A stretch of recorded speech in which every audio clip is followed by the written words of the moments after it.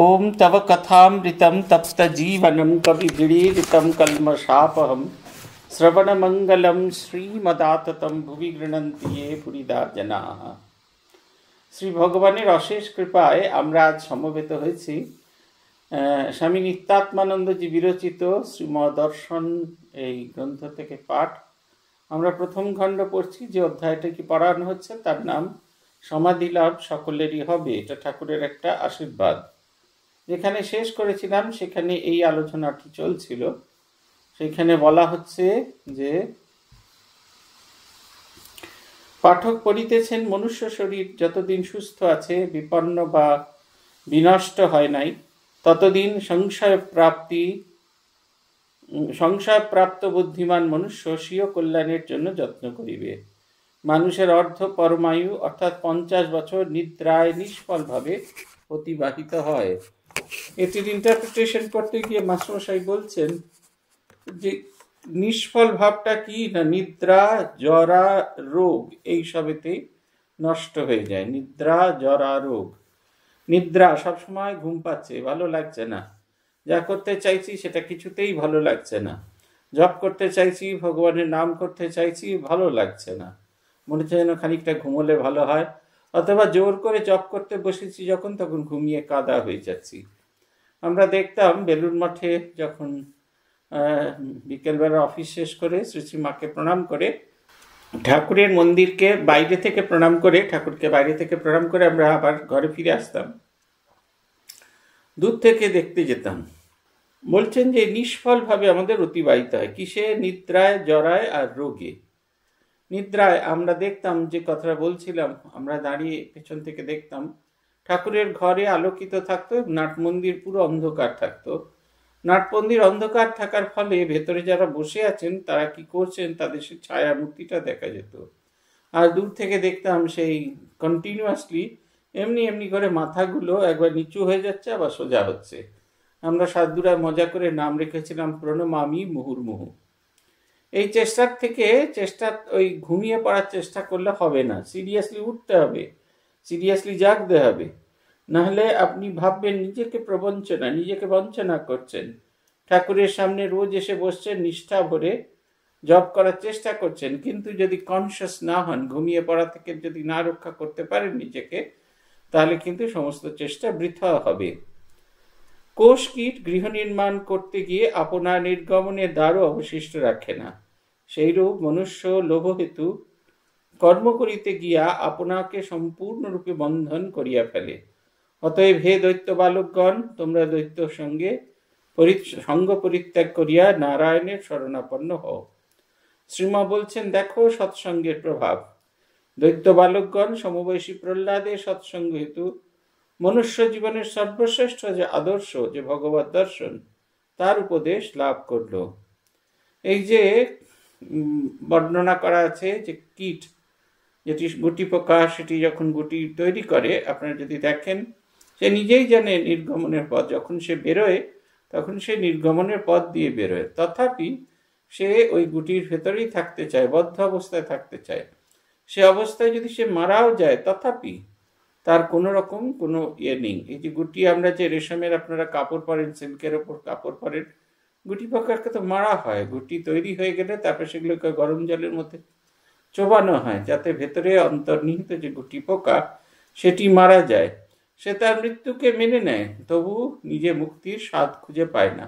আমরাও ঠিক সেরকম ভাবে নিজেদের বন্ধনকে মেনে নিই। আমরা কিছুতেই বুঝতে পারি যে এই বন্ধন থেকে আমাদের মুক্ত হওয়ার প্রয়োজন আছে, কিন্তু আমরা কিছুতেই তার থেকে বেরিয়ে আসতে পারি না। কি করে বেরিয়ে আসতে পারবো? বলছেন সৎসঙ্গের প্রভাব। সৎসঙ্গের ফলে আমরা এই অবস্থা থেকে মুক্তি পাই। সৎসঙ্গ আমাদের খুব প্রয়োজন। সৎসঙ্গ সবসময় সাধু সঙ্গ নয়, সাধু সঙ্গ, যে সঙ্গ আমাদের ঈশ্বরের কথা মনে করায়। শ্রীমা বলছেন, মহাপুরুষ সংশ্রয় গুহাক শ্রীরামের কৃপায় ভগবত দর্শন করলেন, ব্যাধকন্যা সবরী ঋষিগণের কৃপায়, আর ব্যাধ কৃমিকণ্ঠ শ্রী রামানুজাচার্যের কৃপায় সিদ্ধ মনোরথ হলেন। খ্রাইস্টের শিষ্যগণ প্রায় উত্তম গৃহে জন্ম হয় নাই, কিন্তু তার কৃপায় তারা জগৎ পূজ্য। তাই ঠাকুর বলতেন, ভক্ত একটা আলাদা জাত, ভক্তের বিনাশ নাই। নমে ভক্ত প্রণশ্যতি, ভক্ত বাঁচলেও লাখ টাকা, মরলেও লাখ টাকা, যেমন হাতি। এটা একটা গুচ্ছ কথা তিনি বলছেন। ভক্ত বাঁচলেও লাখ টাকা, মরলেও লাখ টাকা। বাঁচলেও লাখ টাকা মানে যতদিন সে বেঁচে থাকে ততদিন সে মানুষকে অনুপ্রাণিত করে। তার দিব্য জীবন, ঈশ্বরকে ডাকলে মানুষ কিরকম হয়, এই যে জীবন সেটি সে দেখাতে পারে। তার উজ্জ্বল জীবন সে অন্যকে দেখাতে পারে। নম্বর এক, মারা গেলেও তার জীবন চর্চা হয়, তার জীবনকে দেখা যায়। আমরা ভগবান দাস বাবাজির আশ্রমে গিয়েছিলাম। ছোট্ট আশ্রম, বিরাট কিছু আশ্রম নয়।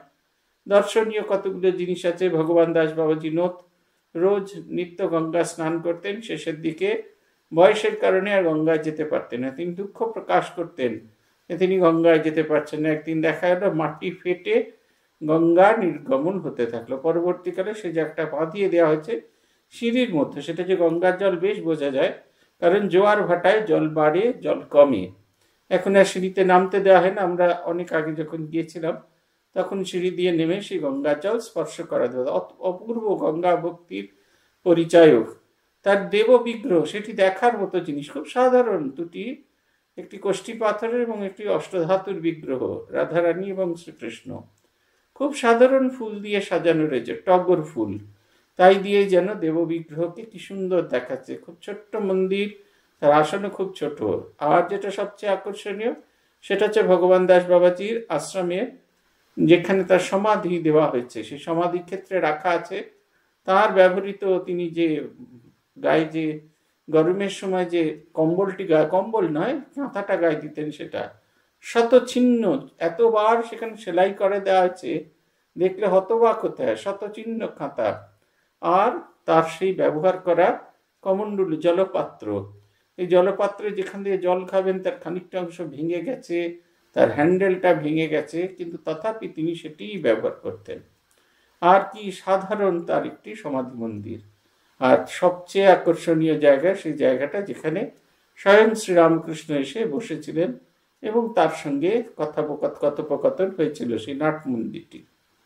এই দেখুন, ভক্ত যতদিন বেঁচে ছিলেন ততদিন পর্যন্ত তিনি মানুষকে ভগবানের প্রতি আমাদের আকৃষ্ট করেছেন। তিনি চলে যাওয়ার পরে তার রেখে যাওয়া জিনিসপত্র, সেইগুলো দিয়ে আমরা তাকে চেনার চেষ্টা করছি। আমাদের মনে আছে যখন প্রথম সাধু হয়ে এতে এলাম, আমরা আসার 1 মাস বাদেই রামকৃষ্ণ মিশনের মিউজিয়াম উদ্বোধন হলো।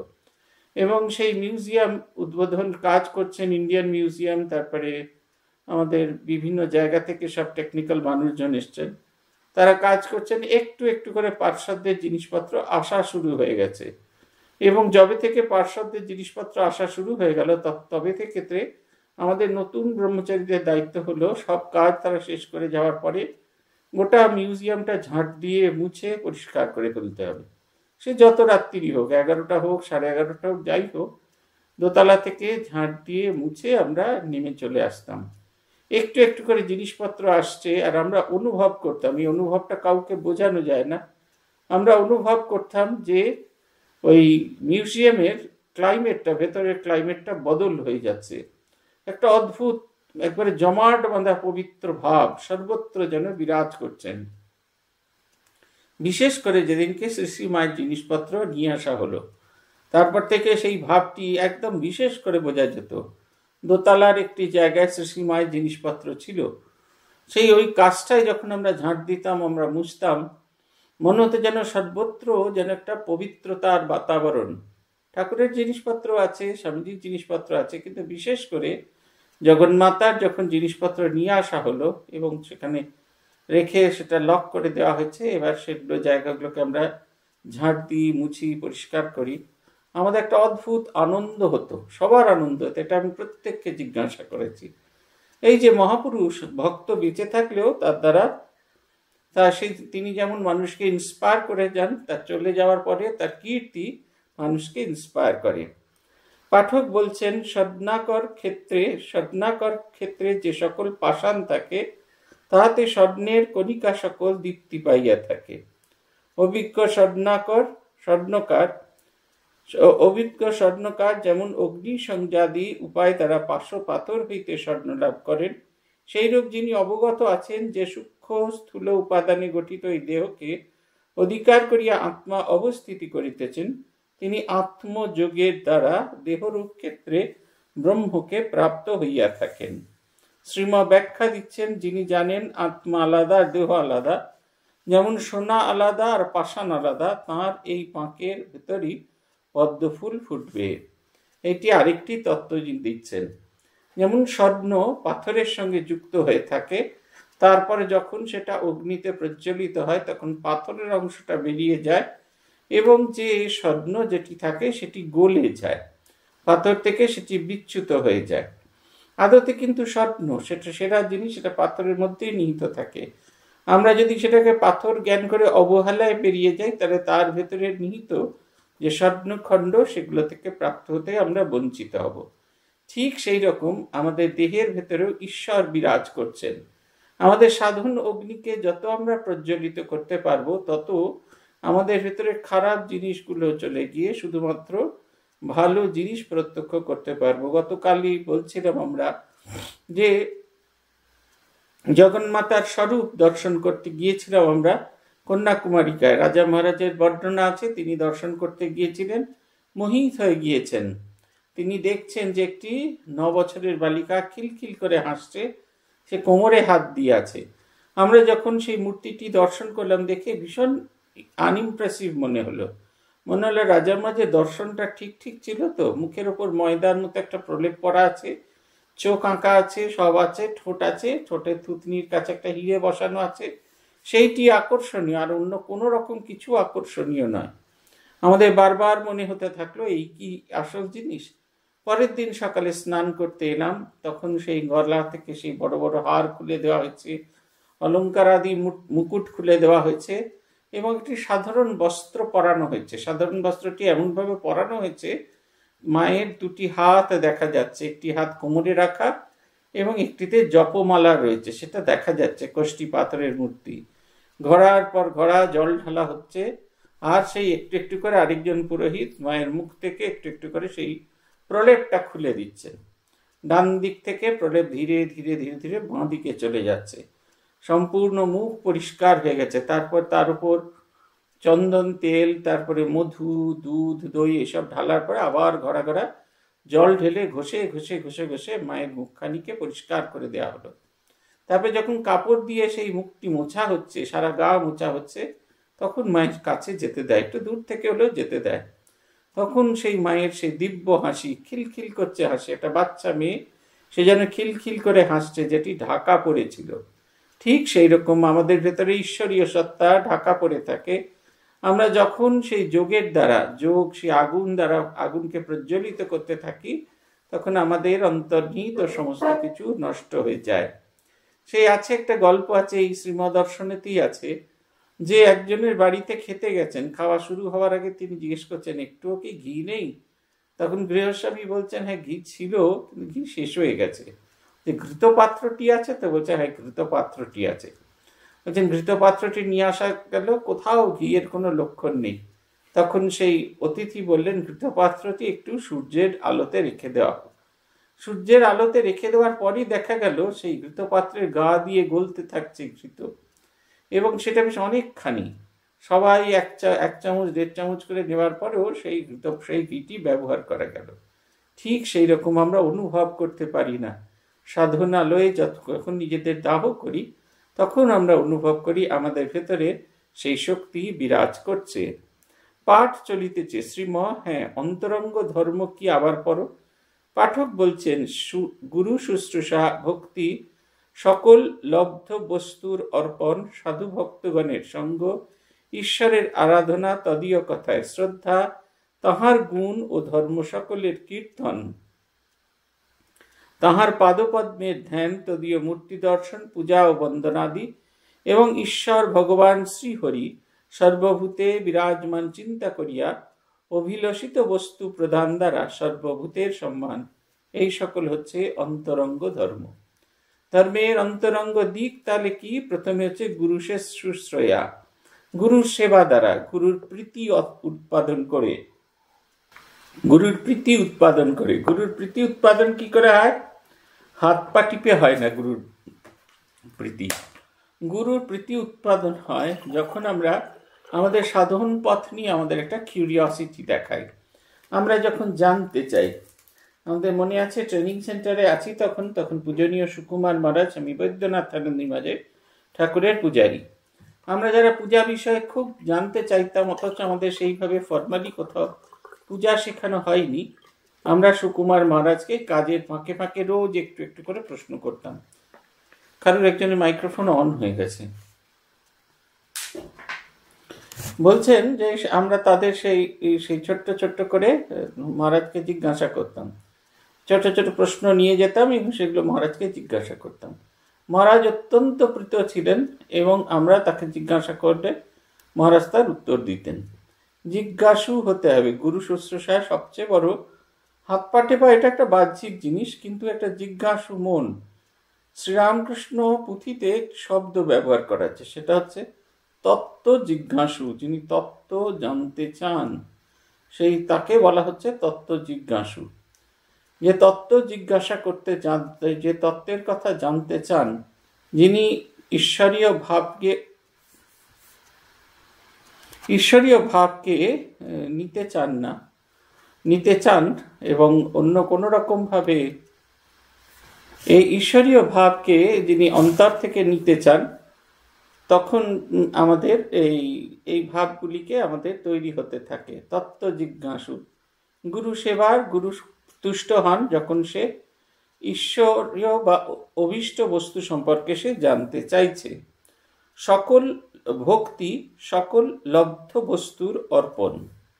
কোনো কিছুর জন্য সামান্যতম কোনো রকম আমাদের এতটুকু, কোনো কিছুর জন্য আমাদের কোনো লোভ থাকবে না। যা কিছু পাবো সব অর্পণ করে দেব। আগের দিন বলছিলাম আমরা, ইতঃপূর্বম প্রাণ বুদ্ধি দেহ ধর্মাধিকারত জাগ্রত স্বপ্ন সুষুপ্তা অবস্থাসু মনসা বাচা কর্মণা হস্তাভ্যাম পদ্ভ্যাম উদরেণ শিষ্ণা यत् कृतं यदुक्तं यत् स्मृतं तत्सर्वं ब्रह्मार्पणं भवतु स्वाहा मां मदीयञ्च सकलम श्री रामकृष्ण श्रीचरणे समर्पये। হোমকে বলা হয় একেবারে অন্তিম পূজা। হোম একটি পৃথক পূজা, কিন্তু সমস্ত পূজার শেষ পূজা হচ্ছে হোম। সেই কারণে এই মন্ত্রটি বলা হয়। এতদিন পর্যন্ত যা কিছু ভেবেছি, যা কিছু চিন্তা করেছি, যা কিছু বলেছি, যা কিছু করেছি, সব কিছু তোমার পাদপদ্মে নিবেদন করছি এবং অন্তিমে তোমাকেও নিবেদন করছি। আপনারা দেখবেন সন্ধ্যারতি হয়, সন্ধ্যারতি অবসময় 5টি জিনিস দিয়ে ভগবানকে আরতি করা হয়। আগুন, তারপরে পানি শঙ্খের ভেতরে অন্তর্নিহিত জল, বস্ত্র, পুষ্প এবং আগুন, তারপরে হচ্ছে জল, তারপরে হচ্ছে বস্ত্র, পুষ্প এবং সবার শেষে চামর বা বায়ু। এই পঞ্চভূতে তৈরি করা শরীর। এবং দেখবেন আরতি হয়ে গেলে পূজারী সাষ্টাঙ্গ নিবেদন করছেন। এর অর্থ হচ্ছে পঞ্চভূতে যে তৈরি আমাদের শরীর, ক্ষিতি অপ্তেজ মরুদ্ভম, এর প্রতীকী এক একটা জিনিসকে তোমার পাদপদ্মে অর্পণ করলাম। তারপরে এই যে পঞ্চভূতে তৈরি এই শরীর তোমাকে অর্পণ করলাম। কিচ্ছু থাকবে না, সবটুকু যখন তাকে দিয়ে দিতে পারবো। সাধু ভক্তগণের সঙ্গ, যাদের সঙ্গ করার ফলে আমার মন ঈশ্বরীয় জিজ্ঞাসাকে জাগ্রত করে, সেই তাদেরকে মন তার দিকে থাকা দরকার। ঈশ্বর আরাধনা, নিজেকে প্রস্তুত রাখা, নিজেকে তৈরি করে রাখা, যাতে ভগবানের কৃপা যখন প্রাপ্ত হবে তখন আমার এই শরীর বা আমার এই মন যেন তার কৃপা ধারণের যোগ্য পাত্র হয়ে থাকবে। তদীয় কথায় শ্রদ্ধা, ভগবত কথায় যদি আমাদের শ্রদ্ধা না থাকে তাহলে আমরা কোনোভাবেই কোনো কিছুতেই এগিয়ে যেতে পারবো না। আমাদের ভগবানের কথায় শ্রদ্ধা হওয়া দরকার। তাঁর গুণ এবং ধর্ম সকলের কীর্তন, ঈশ্বরের গুণ এবং ধর্ম সকলের কীর্তন। এতে কি হয়, যখন দুটো দিক হয়, একটা হচ্ছে গুণ বিচার করার শক্তি আসে, ভালো জিনিসকে আইডেন্টিফাই করার শক্তি আসে। শুধু তাই নয়, সেই আইডেন্টিফিকেশনের পরে তখন যে ভালো জিনিস সম্পর্কে যখন আমরা চর্চা করি, তখন সেটা আমাদের চরিত্রের একটি অঙ্গ হয়ে দাঁড়ায়। এটা হচ্ছে কথা। তার পাদপদ্মের ধ্যান, নিষ্ঠার সঙ্গে তার শ্রীপাদপদ্ম চিন্তা করা। তদীয় মূর্তি দর্শন, তার সম্পূর্ণ বিগ্রহকে দর্শন। কিরকম দর্শন না, জীবন্ত জাগ্রত প্রসন্ন দৃষ্টিতে তিনি আমার দিকে তাকিয়ে আছেন, এইভাবে ভাবা। ওই বলছেন ধ্যায় ধ্যায় নিত্যম ধ্যায় চিত্ত সরোজস্থাম সুখাসিনম কৃপামিম প্রসন্ন বদনাম দেবীম দ্বিভুজাম স্থির লোচনম। এক দৃষ্টে তিনি আমায় তাকিয়েছেন, অন্য কারোর দিকে তাকিয়ে নেই। মা ঠাকুরানীর ছবি তোলা হচ্ছে, সবার মনে হচ্ছে তিনি আমার দিকে এক দৃষ্টে তাকিয়ে আছেন। সেই তাকানোটা কিরকম না, প্রসন্ন বদনাম দেবীম, প্রসন্ন বদন, তার মুখে এক অদ্ভুত হাসি, প্রসন্নতার হাসি। প্রসন্নতার হাসির মধ্যে উচ্ছ্বাস নেই, একবার অদ্ভুত হাসি। তা সেই বলছেন যে আমরা এই তাঁর পাদপদ্মের ধ্যান, তার মূর্তি দর্শন, পূজা ও বন্দনাদি, পূজা এবং বন্দনাদির দ্বারা আমরা সেই তাকে তার সমীপ আসি। পূজা এবং বন্দনাদি, পূজা করি কিরকম ভাবে দেখবেন মন্ত্রে বলা হচ্ছে ওম ঐং এতৎপাদ্যম সর্বদেব দেবী স্বরূপায় শ্রীরামকৃষ্ণায় নমঃ। সংস্কৃতে খটোমটো করে বলা হচ্ছে, কিন্তু বাংলা করলে যা হয়, এই পা ধোবার জল ভগবানের পাদপদ্মে নিবেদন করছি। আপনি বলছেন আর মুখে মুখে কল্পনা, মনে মনে কল্পনা করছেন তার শ্রী চরণ যুগলে আপনি এই ঠান্ডায় ঈশদুষ্ণ জল দিয়েছেন, মুখ হাত পা ধোয়ার জল দিয়েছেন। মুখ হাত পা ধোয়ার পরে একটি নরম কাপড় দিয়ে তার সমস্ত কিছু, তার যে কিছু সেগুলোকে আপনি মুছিয়ে দিচ্ছেন।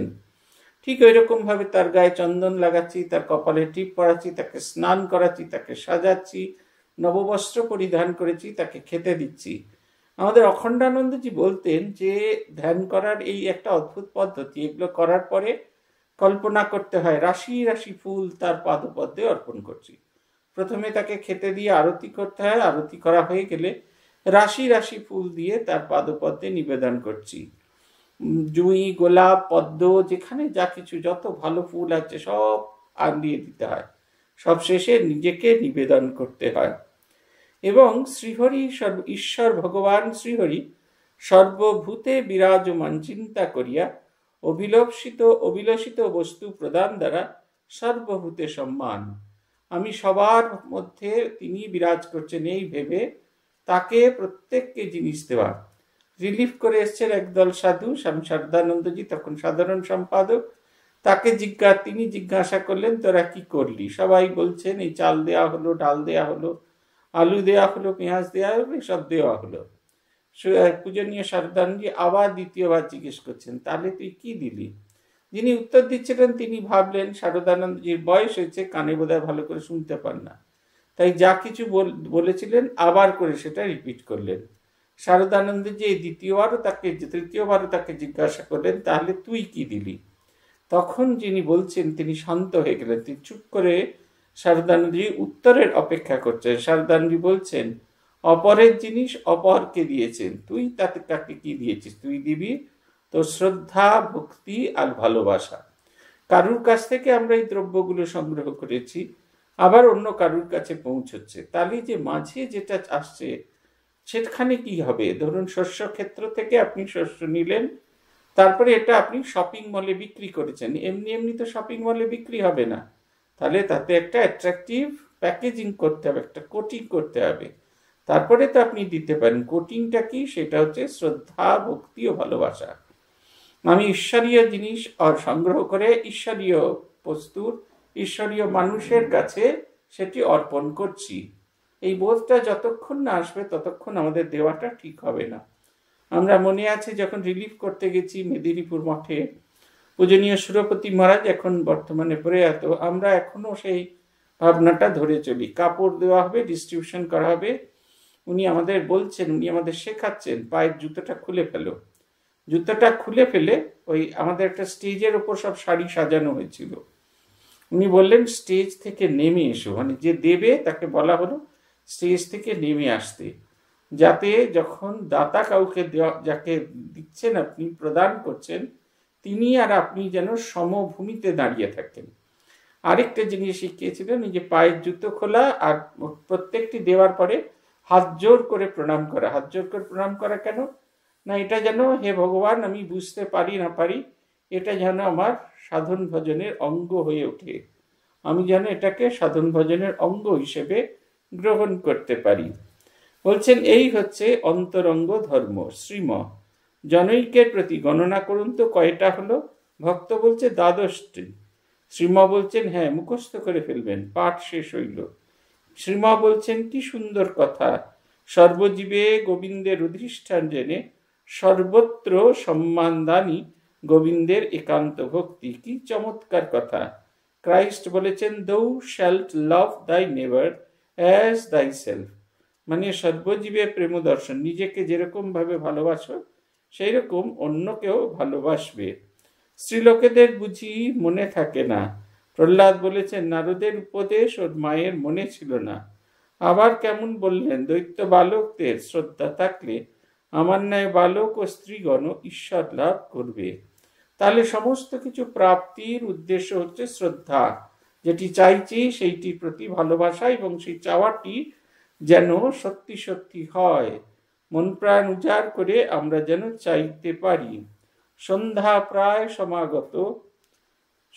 প্রায় আগত,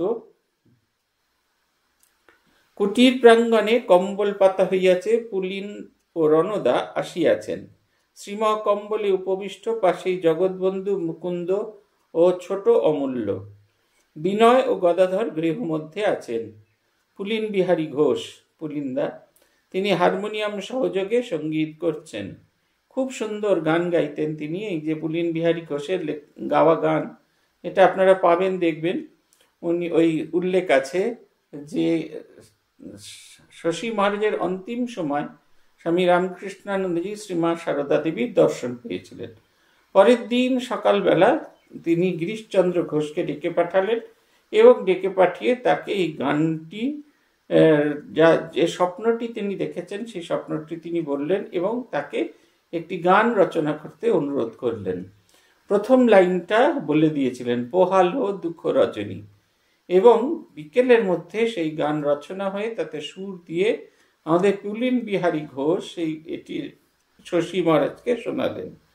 পুলিন বিহারী ঘোষ গাইছেন, গগনময় থাল রবিচন্দ্র দীপক বনে তারকা মণ্ডল চমকে মতিরে। এটা হচ্ছে গুরু নানক দেবের একটি ভজন, যেটি ভেঙে রবীন্দ্রনাথ ঠাকুর একটি বাংলা গান তৈরি করেছিলেন। গগনের থালে রবিচন্দ্র দীপক দলে চারকা মণ্ডল ভাতিরে, এইরকম ভুলে ধূপ মলয় আনিল পবন চামড় করে। এই ভাঙা গান থেকে রবীন্দ্রনাথের এই প্রথম লেখা গান হয়েছিল। যে গানটা তিনি গাইছেন পুলিন বিহারীদা, সেটি নানকজির বন্দনা গান। তারপরের গানটি এটি ব্রাহ্ম সমাজের, অচল ঘন গহন গুণ গাও রে তাহারি, গাও রে আনন্দে সবে রবিচন্দ্র তারা, সকল তরুরাজি সাজি ফুলে ফুলে গাও রে, বিহগ কুল গাও আজি মধুরতর তানে, গাও জীব জন্তু আজি যে আছে যেখানে, জগত পুরবাসী সবে গাও অনুরাগে, মম হৃদয়ে গাও আজ মিলিয়ে সব সাথে, ডাকো নাথ নাথ বলি প্রাণ আমারি। শুক্লপক্ষের চন্দ্রকর সাগরে বনস্থলী এত এইক্ষণে নিমজ্জিত, চন্দ্রের সুশীতল কিরণ মৃদুমন্দ্র শান্ত সমীরণ, সঙ্গীতের সুমধুর তান আর মহাপুরুষ সন্নিধান। এই দিব্য সংযোগে নির্জন প্রান্তর মধ্যবর্তী কুটির প্রাঙ্গণে এক স্বর্গীয় আনন্দের স্রোত প্রবাহিত হইয়াছে। পুলিন মত্ত হইয়া এবার স্বামীজি রচিত সেই নির্বিকল্প সমাধি গানটি গাইলেন। গানটি কবিতা আকারে প্রকাশিত, এবং গানটির নাম হচ্ছে সমাধি। নাহি সূর্য নাহি জ্যোতি নাহি শশাঙ্ক সুন্দর, ভাসে ব্যোমে ছায়া সম ছবি বিশ্ব চরাচর। ভজন শেষ হইলে শ্রীমা বলিলেন, বেশ আনন্দ দিলেন। কিয়ৎকাল সকলে চুপ করিয়া নীরব আনন্দ উপভোগ করিতে লাগিলেন। এইবার নাগ মশাইয়ের পবিত্র জীবন কথা পাঠ হইতে লাগিল। এই সঙ্গীত একটা প্রার্থনার একটা খুব বড়ধর মাধ্যম। স্বামী বিবেকানন্দ এত দীর্ঘ খণ্ডন ভববন্ধন রচনা করার পেছনের কারণটা হচ্ছে এই, সাধকরা যখন আসবে এই সন্ধ্যা আরতিতে, এই আরাত্রিক গান গাইবার ফলে তার যে ছড়িয়ে ছিটিয়ে থাকা মন সেটি একত্রিত হবে, এবং সেই ছড়িয়ে ছিটিয়ে থাকা মন যখন একত্রিত হবে সন্ধ্যা বন্দনা শেষে, তখন সেই একত্রিত মনে সে ঈশ্বরের বন্দনা করবে, ঈশ্বরের গান গাইবে। আর যে নাগমশায়ের জীবন পাঠ হচ্ছে, পুলিন বলছেন, হ্যাঁ, তো পুলিন বলছেন গিরিশবাবু নাগমশাইকে জিজ্ঞাসা করলেন, আপনি জুতো পরেন না, অথচ ওই ব্যক্তি জুতো দিয়ে প্রহার করলেন কি করে? নাগমশাই বললেন, কেন কেন, তার জুতো দিয়েই তাকে মারলাম। সকলের হাস্য। একজন গুরু নিন্দুককে নাগমশায় পাদুকাঘাত করিয়াছিলেন। গুরুকে তিনি শ্রীরামকৃষ্ণের তিনি অমর্যাদা করছিলেন, তাই তার খোলা জুতো দিয়ে তাকেই তিনি পিটিয়েছিলেন। শ্রীমা বলছেন, এদিকে কি দিন ভাব, কিন্তু ওই সময় কি তেজ। বাজার যেতেন, দোকানদার যা দাম চায় তাই দিতেন। ওরা পয়সা ফিরিয়ে দিতে চাইলে বলতেন, না না, আপনিই নিন, আপনার লোকসান হবে। প্রথমে তাকে চিনতে পারত না দোকানদার, তাই বেশি দাম চাইতো। অন্য লোকে যখন বলতো, আরে উনি সাধু, এর কাছ থেকে এত দাম নিলি, তখন ফিরিয়ে দিতে আসতো, কিন্তু তিনি ফেরত নিতেন না, বলতেন, আপনি রেখে দিন, আপনার লোকসান হবে। পুলিন বলছেন প্রসাদী পাতা খেয়ে ফেলতেন। শ্রীমা বলছেন শেষের দিকে প্রসাদ পাতায় দেওয়া যেত না। কুলি এসেছে, তাকে পাখার বাতাস করতে লেগে গেলেন। ঘেমে গেছে কিনা। মজুর ঘর ছাইছে, রোদ্রে ঘেমে গেছে দেখে বলছেন, আপনি নেমে আসুন, বড় কষ্ট হচ্ছে আপনার। তারপর তাকে তামাক সেজে খাওয়ান। পুলিন বলছে, শুনেছি সাপ চলে যাচ্ছে, জোর হাতে সেটিকে নাগমশাই বলছেন, এই দিক দিয়ে যান, আপনার আহার ওই দিকে আছে। হরি মহারাজরা গেলে তাদের ঘরের ভেতর ঢুকতেন না, বারান্দায় থাকতেন। বলতেন, আমি কি এদের পাশে যেতে পারি? শ্রীমা বলছেন, একেই বলে উত্তম ভক্ত। উত্তম ভক্ত সর্বজীবে ভগবানের অধিষ্ঠান জেনে সকলকেই সম্মান করেন, পূজা করেন। অদ্ভুত জীবন, সেই পরশমান পণিকে ছুঁয়ে সব শোনা হয়ে গেছে। এই চন্দ্র সূর্য যার গুণগান করেছেন, তিনি মানুষ হয়ে এসেছেন। তার পদস্পর্শে নাগমশাইয়ের অবস্থা। ধন্য নাগমশাই, ধন্য এই দেশ। নাগমশাইয়ের বাড়িতেও এই ভাবটি খুব জমজমাট হয়ে আছে।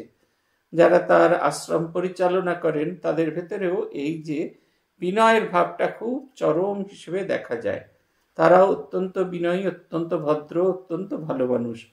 তারা ভগবানের এই বন্দনা গীতির মধ্যে যেন নিজেকে একবারে মিলিয়ে রেখে দিয়েছেন। অদ্ভুত সুন্দর এই জীবন নাগমশায়ের। দুটি দিক, তিনি যখন সাধন করছেন তার নিজের জীবনের জন্য তিনি অত্যন্ত বিনয়ী, কিন্তু যখন কেউ তার গুরু নিন্দা করছে, তখন তার মুন্ডচ্ছেদ করতেও তিনি এতটুকু পিছু পা হচ্ছেন। আমাদের ঠিক উল্টোটা। আমরা অন্য সময় দুর্বিনীত, কিন্তু যখন কেউ আমাদের গুরু নিন্দা করে, তখন আমরা ভারী ভাবুক মানুষ হয়ে যাই। ভগবানের কাছে প্রার্থনা, আমরা যেন সত্যি সত্যি আমাদের অন্তরের ভেতরে যে শোনা আছে, সেটি যেন খবর জানতে পারি, এবং সাধন ভজনের তীব্র অগ্নি প্রজ্বলিত করে আমাদের অন্তর্নিহিত শোনাকে প্রজ্বলিত করে ঈশ্বরের কাজে লাগাতে পারি, জীবনকে সার্থক করে নিতে পারি। আজ এই পর্যন্ত। প্রণতানাম প্রসীদত্বম দেবী বিশ্বতিহারিণী ত্রৈলোক্যবাসিনামিড্যে লোকানাম বরদা ভব। ওম শান্তি, ওম শান্তি, ওম শান্তি। হরি ওম তৎসৎ। শ্রীরামকৃষ্ণার্পণমস্তু।